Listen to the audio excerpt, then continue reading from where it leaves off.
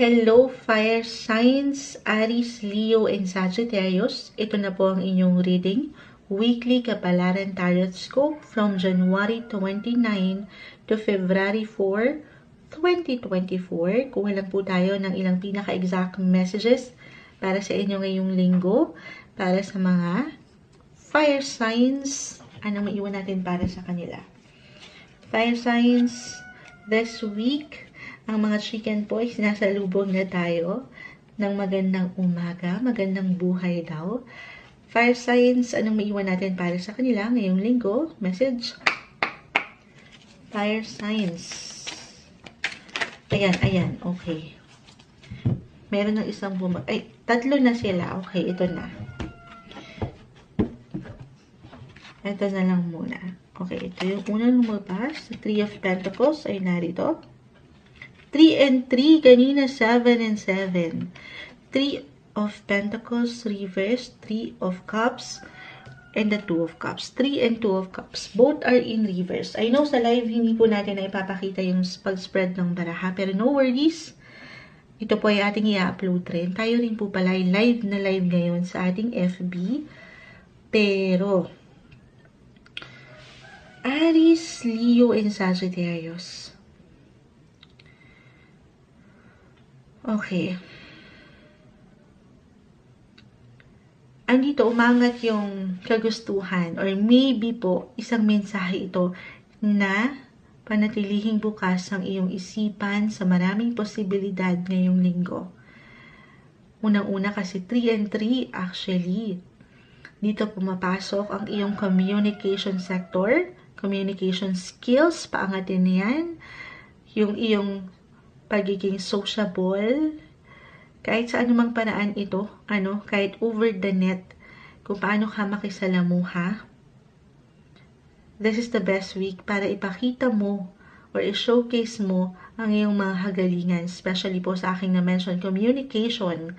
Napakalawak po ng sektor na yan, so maaaring ito ay sa paraan kung paano mo ipinapahayag ang iyong sarili, sa iyong pagsasalita, pagsusulat, pagbabasa, pagbabahagi, ayan, kung kayo yung mga vloggeries, ayan, vloggeries, mga influencer, ayan, this is the best week to perform, wow, to showcase something na maaring magmula sa inyong mga natural na abilidad. At kung ano man yung nanaisin nyo, yung nanais nyo ngayon pa lang, hindi imposible, yan po ay ma-achieve nyo, ma-receive nyo. May pag-boom, tarat-tarat, hindi, pag-boom ng inyong social network or nitong ito, yung pang-araw-araw na buhay niyo. Again, kung paano po kayo nakikisalamuha. So, syempre pa, kasi ito ay nakakuha tayo ng ilang reversal coins, energy, may tendency, Aries, Leo, Sagittarius, for some of you na hindi maging bukas sa part na ito. Maging private, maging low-key. Na okay lang naman kasi iba-iba tayo ng paraan. Pero ulitin ko, kung magiging bukas ka lang, kung tutulungan mo ang iyong sarili na maging open-minded, networking na naman ba yan mo dyan? Hindi.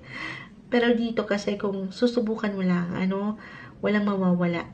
Pero syempre pa, ito ay hindi something na bigla-bigla. Lalo pa kung meron ditong involved na pera or kasi dito rin po pumapasok, may ilang tao, 3 and 3. Yung ilang commitment, agreement.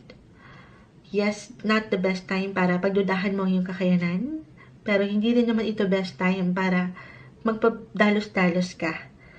Take it easy, pag-aaralan, dahil sa mundo natin ngayon, hindi na rin talaga safe, napakahalaga na you should always know your business.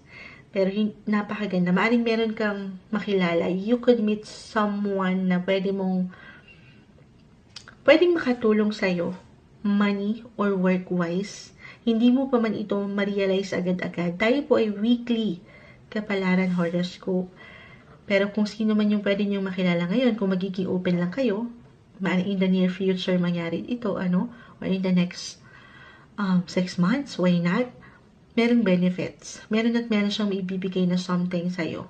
Ayan, benefits. Hindi sa meron tayong hinihintay na kapalit.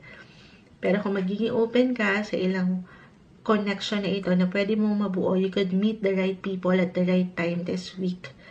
Fire signs na siyang pwede pang makatulong sa'yo sa patuloy mong growth sa career man o pera. Yun yung nakikita ko dito. Okay? Meron pong importanteng pag-uusap or connection ngayong linggo na kung saan maaring tumatak. Okay? Kung magiging bukas lamang kayo kasi syempre pa wala namang nangyayari talaga sa ating mga safe or comfort zone. Guys, ang tanging may iwan lamang po every time ng mga baraha ay yung maaring kondisyon sa yung sitwasyon na kakaharapin or kinakaharap. Pero yung pinaka-resulta at the end of the day, wala po sa mga barahang ito. Sa huli, of course, still everything up to you. Okay? Nasa sa'yo yan. Okay. Ano pang ma-add natin dito? Enjoy lang. The two and three of cups, or maybe isang message yun, mag-i-enjoy lang ngayong linggo at hindi posible na may something positive kayong matanggap. Mapupuna kayo kung ipapakita nyo lang ang inyong patuloy na kakayanan din. Mahirap kayong hindi mapuna. Ayan yung maiwan natin. More on pagiging open-minded nyo sa mga bagay-bagay. Kumbaga, your career will be on fire. So, syempre, pabibigyan ito ng pag-aksyon. Yung patuloy nyong kakayanan na iaangat. Kung meron man kayong ipipresent ngayong linggo, kung meron kayong halimbawa, ipipresenta sa inyong opisina, trabaho, or kung kayo naghahanap or maghahanap ngayong linggo, dadaan kayo sa interview, that's the best week to present something. Be open, kasi parang ang gaan lang. Ang gaan ng mga bagay-bagay, balance. Yun lang. Minsan, sabi ko nga, wala tayong ibang higit na kalaban, kundi yung duda sa yung kakayanan na ayaw natin. Ano yung productivity? Sa mas practical po, minsan nagiging malalim lang yung kasi tayo ay general message po, minsan malalim lang yung na i-mention ni Monchild, pero sa mas practical, meron kayong something ganap sa trabaho man, sa eskwela, kung kayo mga estudyante pa lang, pag-angat ng productivity, pagiging busy this week, may ilang asosasyon, kasi may ilang tao dito, pag-angat ng yung social sector rin. So, be open kahit sa simpleng pagpapayo or komento ito na pwede mong matanggap ngayong linggo, meron kang mababaon na aral.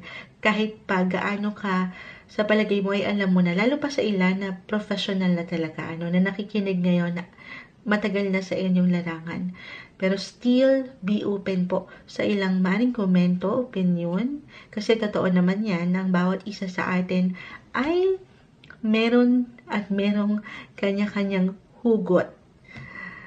Okay? Meron tayong matututunan sa isa't isa. Para sa inyo ngayong linggo, fire signs.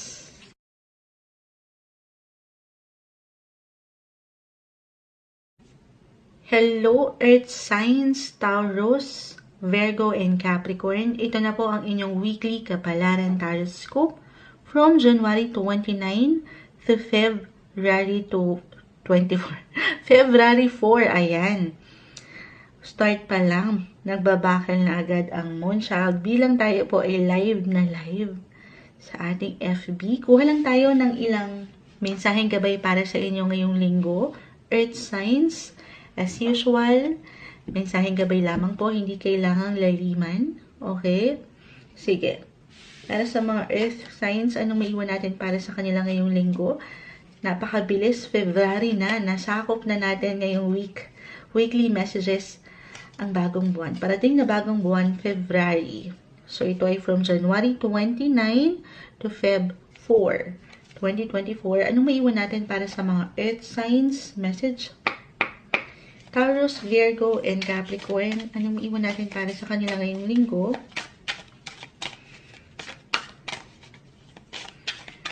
Earth signs. Okay, may sumasama sa aking kamay. Okay, 7 of Pentacles ay narito. Mag-add pa po tayo.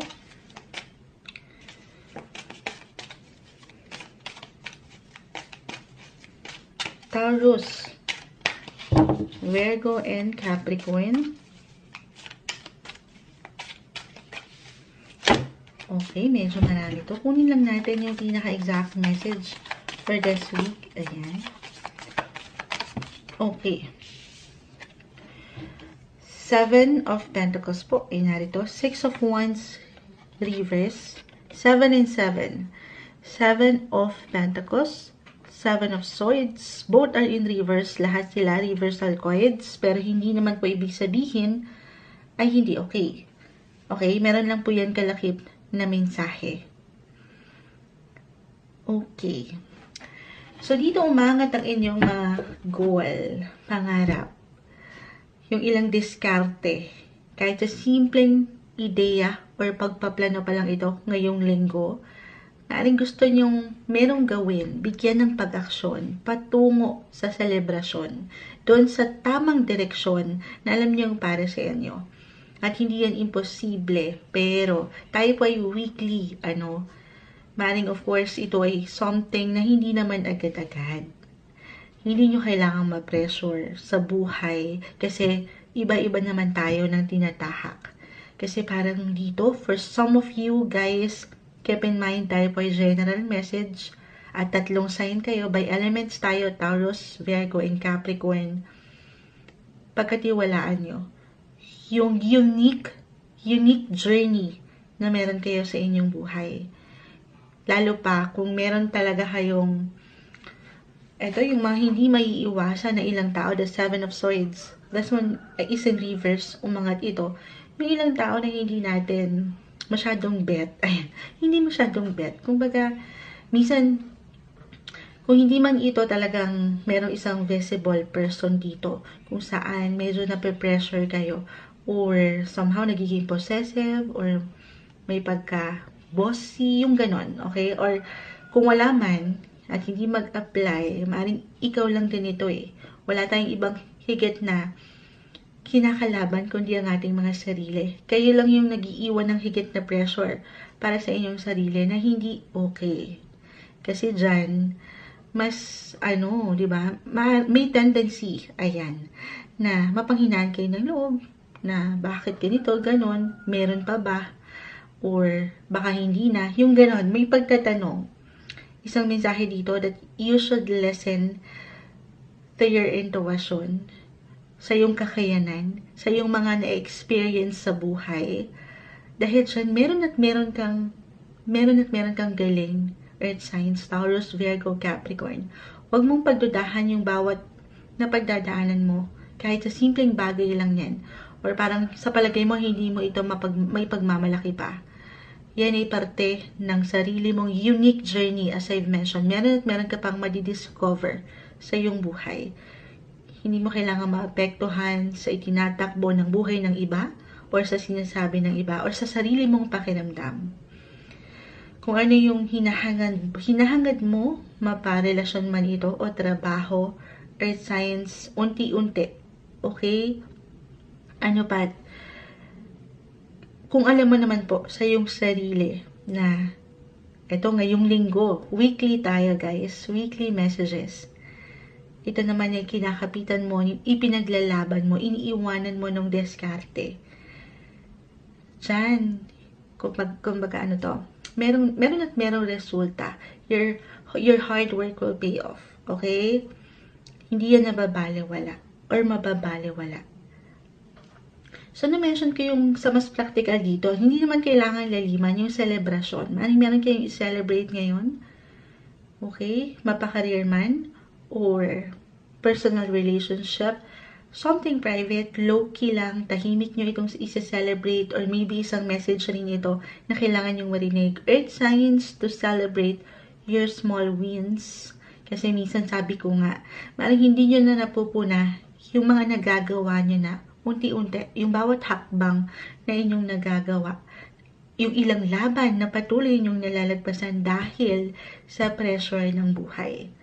dahil doon sa pakiramdam nyo na parang wala, or hindi kayo gumagalaw, or parang hindi nagkakaroon ng progress ang mga bagay-bagay. Alisin yon, okay? Kasi andito, hindi man maging agad-agad sa realidad po, tayo pa rin ay magkakaiba ng posisyon, ng sitwasyon, pero ito ay unti-unti. Take everything one step at a time. Take it easy. Okay? When it comes to love, buhay pag-ibig, earth signs, maganda kung bibigyan nyo ng tamang pagpuna or tamang diskarte sa paraan kung paano nyo ipinaparating yung gusto nyo. Ano man yung gender nyo, guys, kasi parang dito yung diskarte, halimbawa sa isang lalaki, meron kayong pinopormahan, mag-start ka ng unti-unti. Maaring doon, ganito yung message na nais iparating ng cards. Unti-unti, kahit sa simpleng convo lang muna, conversation, at dyan, meron ka pang madidiscover sa taong ito, or regardless, babae man o lalaki, huwag madalian ngayong linggo. Okay, kasi, eto nga, kailangan mong damahin, pakiramdaman ng ilang bagay-bagay. Hindi naman siya hindi magiging okay ang iyong love life. Pero unti-unti, huwag ma-pressure na dahil meron siyang jowa, diba? Tapos ikaw wala pa. Sasagutin mo na agad. Hindi ganon. Tayo po ay weekly. Papakiramdaman, meron ka pa kasing ditong madidiscover eh.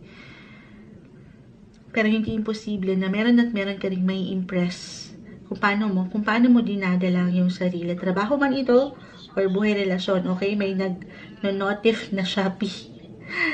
Ano daw yun? May Shopee. So, ano pa bang ma-art natin dito? Okay.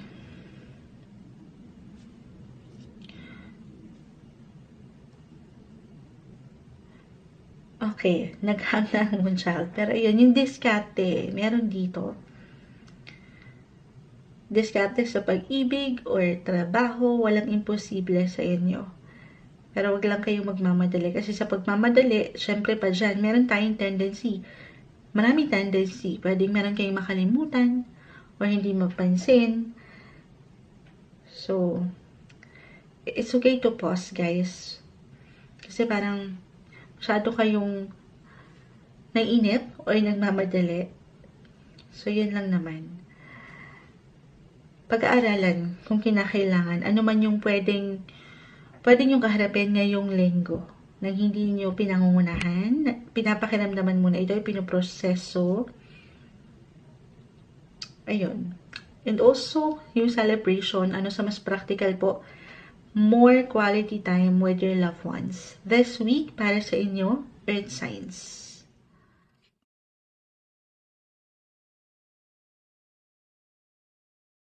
Hi, air signs, Gemini, Libra, and Aquarius. Ito na po ang inyong reading, weekly kapalaran horoscope po tayo from January 29 to February 4, 2024. Ayan, pasok na ito sa pangalawang buwan. Susunod na buwan, ang bilis ng mga bagay-bagay, nasa Pebrero na tayo. But anyway, kuha lang tayo ng ilang messages para sa inyo. As usual, mensaheng gabay lamang po para sa mga Gemini, Libra, at Aquarius ngayong linggo. Anong maiwan natin para sa kanila? Mensaheng gabay lamang po. Message para sa mga taong ito ngayong linggo. Anong maiwan natin para sa kanila? Message, air signs, para sa mga taong makapakinig nito. Anong maiwan natin para sa kanila? Medyo mailap ang baraha. Ayun na. Meron yung bumagsak na isa. The Judgment card ay narito. Para po sa ilang nakatune in sa ating live, ay hindi na ipapakita yung baraha kasi nakaharap sa camera. But anyway po, ito po ay ating i-upload rin. The 8 of Wands reverse. Page 8 and Page of Wands reverse. And the 8 of Swords. Okay, so air signs. Medyo 50-50 yung pakiramdam natin dito. Dito. Ayan. May pagkaklaro, but at the same time, parang ayun yung tingnan, yung nakikita nyo, yung gusto nyo makita. Bakit ayaw yung tingnan? Kita mo naman, the 8 of Swords. Ayan guys, sa live. Merong piring sa mga mata. Pero ang Judgment card ay narito. Okay, unahin ko muna bago ko yun kasi medyo malalim yung dalawang part na yun. The 8 and Page of Wands ay narito. Both are in reverse. Maybe isang indikasyon ito na ito yung best week. Best week ito. Weekly kapalaran po tayo na magplano mula dito sa ilang travel goals nyo. Okay? Maring meron kayong gustong makitang movements, magandang flow sa direksyon, or talagang meron kayong gustong mapuntahan, meron kayong gustong makita, or makasama sa trip na ito. It doesn't matter kung ito ay long or short trips, or maybe isang indikasyon to na best week ito para, alam mo yun, makasama ang mga mahal sa buhay or taong mahalaga sa'yo. Lalo na kung ready ka naman. Kumbaga may pagkaklaro naman at mahal mo itong taong ito. Para katatapos ko lang, meron akong binasahan dito si Sir Albert. Isang Gemini. Okay, isang air signs. Kung mahal nyo ang taong ito. Kumbaga, isang bagay na magagawa nyo to this week, tayo po ay weekly, more quality time kasama siya. Or maybe, kung meron na kayong kids, or sa pamilya, single, or in a relationship pa man, more quality time. Lalo pa sa paraan ng pag-travel. Maring makatulong kasi yon para higit nyong, alam mo yun, mapalalim yung inyong mga connection. Maganda yung flow na nakikita natin sa part na ito.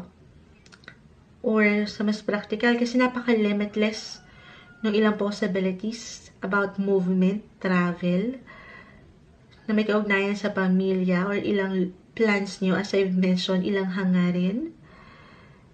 May pag-inat sa part na ito or may pagkaklaro. Merong ilang, sa mas practical, may party kayong pupuntahan or meron kayong reunions or merong kasiyahan. Oo nga, party na nga, kasiyahan pa, moonshot.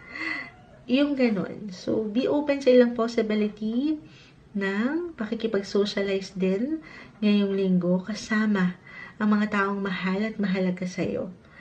Okay? Okay. Ayan, sinasalubong na po tayo ng ilang chicken. Ano pong ma-add natin dito?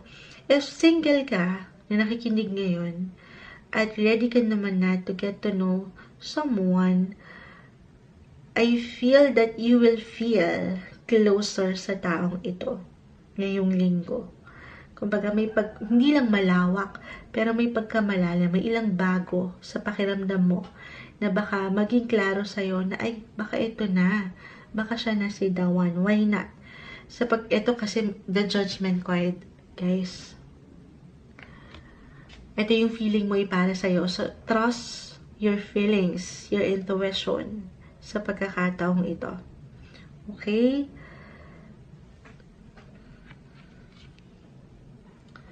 Okay, so ang dami kasi naisip parating. Guys, just only take what resonate. Tayo po ay general message. Maring dito ay merong magliliwanag. Merong pagkaklaro, may kaliwanagan, merong katotohanan. Mula dito sa ilang maring hinintay nyo para sa ilan, okay? Na magandang movement, magandang flow, na may kaugnayan sa pera or buhay karera o relasyon. Dito mas meron kayong matututunan or matutuklasan. Merong, again, katotohanan na aangat. So, dito, 8 of Swords. Ito na sinasabi ko na medyo may pagkamalalim. Minsan, pagtanggap lang din doon sa katotohanan na yon. Minsan kasi, hindi natin matanggap, ayaw natin tingnan yung totoo. Meron at merong flow, movement, patuloy na merong pagbabago sa buhay, guys. At wala tayong ibang choice, wala tayong ibang options, kundi ang patuloy lang din sumabay. Kaya naman minsan kahirap yung ating pwedeng pagdaanan. Okay, yun yung medyo malalim na part. Pero sa mas practical, again, maaaring merong travel. Okay? Or kung meron mang magliliwanag dito, yun ay yung mga kagustuhan sa buhay. Or meron kayong madidiskubre sa relasyon o sa inyong mga sarili. Maaaring ito yung inyong mga talento na hindi nyo pa alam na meron pala kayo. Why not? So, paniniwala at pagtanggap. Okay? So, pwede mong maramdaman or pwedeng iparamdam sa'yo ng ibang tao sa inyong paligid ngayong linggo para sa inyo, air signs.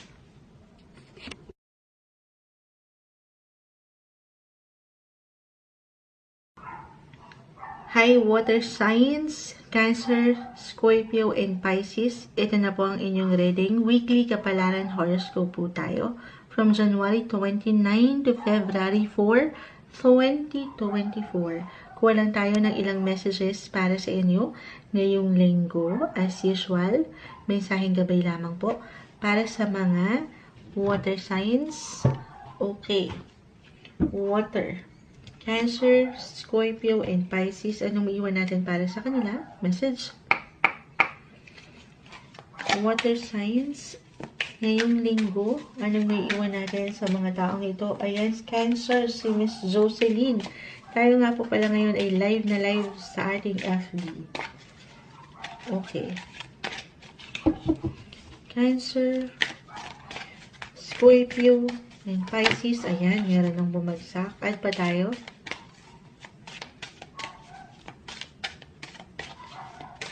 Water signs this week para sa taong maring makapakinig nito.